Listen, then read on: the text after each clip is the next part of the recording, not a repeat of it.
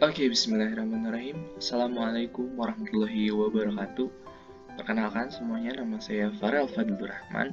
Saya dari kelas 12 PS2 dan pada kesempatan kali ini atau di video ini saya ingin menjelaskan sesuai dengan tugas pendidikan kewarganegaraan dari Pak Perlono.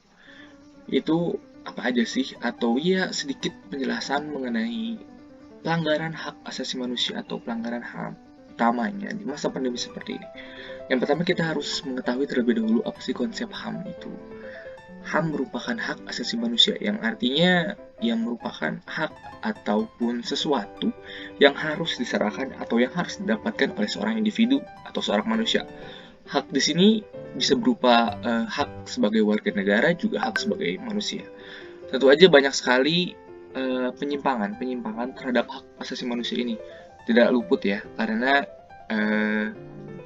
kita tidak hidup sendiri, orang lain juga bersifat majemuk dan banyak sekali, maka bukan hal yang aneh atau bukan hal yang pusing-pusing lagi kalau memang suka terjadi atau banyaknya terjadi pelanggaran terhadap hak asasi manusia.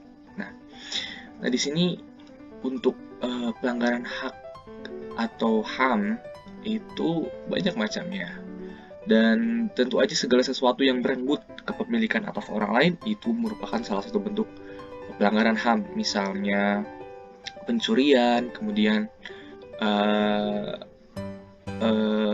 pembunuhan, kemudian pembegalan dan lain sebagainya, ataupun kejahatan kriminal lainnya, itu merupakan pelanggaran HAM atau hak asasi manusia.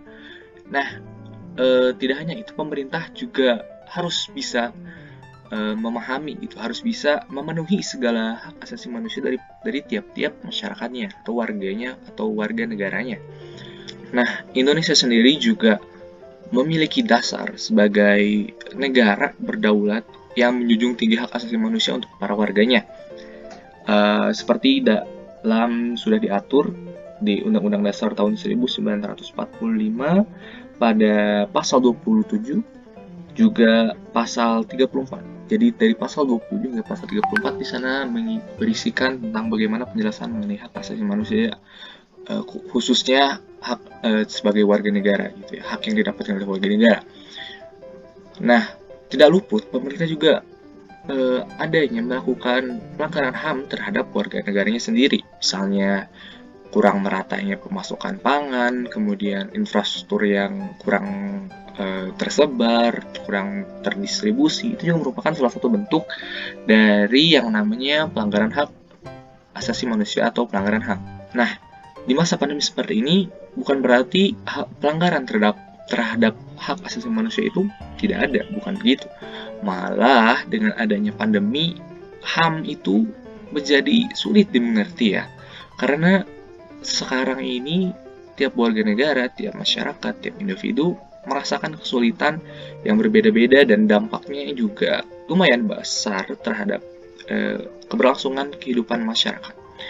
Nah, di sini ada beberapa pelanggaran yang menarik menurut saya, di mana pemerintah juga melakukan, bukan pemerintah, di mana tragedi adanya fenomena pelanggaran hak asasi manusia, yaitu di masa pandemi ya, yaitu seperti kurangnya vaksin ke daerah-daerah, kemudian juga alat swab test atau alat antigen untuk alat-alat menguji tes COVID itu sangat kurang pemasokannya. Nah, di sini ini merupakan salah satu bentuk contoh bagaimana pelanggaran hak asasi manusia bisa terjadi, karena kesehatan merupakan hak asasi manusia. Kesehatan, kebebasan, dan juga kebahagiaan merupakan hak asasi manusia. Nah, di sini terlihat bahwa tidak tersebar secara merata dari vaksin, kemudian dari alat-alat medis khususnya untuk pengetesan COVID-19 kurang merata sekali, dan tentu saja itu merupakan salah satu bentuk pelanggaran hak asasi manusia. Nah, yang menjadi perhatian adalah bagaimana bisa ketika Pulau Jawa yang memiliki banyak sekali stok dari vaksin, juga pokoknya ya lebih banyak stoknya daripada wilayah lain, yaitu misalnya vaksin juga alat swab atau alat antigen itu lebih banyak daripada pulau lain. Tentu aja ini jadi apa ya, udah terlihat bahwa tidak ada pendistribusian dari alat-alat medis tersebut secara merata gitu ya. Bahkan di Pulau Jawa sendiri yang notabene-nya terlalu banyak alat-alat medis tersebut karena pemasokannya langsung ke Pulau Jawa, utamanya pusatnya di Jakarta, itu lebih menyanyiakan bagaimana alat-alat medis tersebut gitu ya. Misalnya ketika sekarang kita harus pergi, misalnya kita mau ke mall atau ke suatu tempat wisata, jika seseorang belum vaksin ataupun ya karena belum vaksin itu setelah atau pernah COVID di bawah 3 bulan sebelumnya, tentu aja ia harus melakukan kembali tes swab tersebut dan mengirimkan buktinya ketika dia ingin masuk kembali ke tempat wisata tersebut, karena masih banyak yang masih banyak yang lebih membutuhkan alat-alat tersebut dibandingkan ya di Pulau Jawa ini gitu, yang notabene sangat banyak sekali alatnya.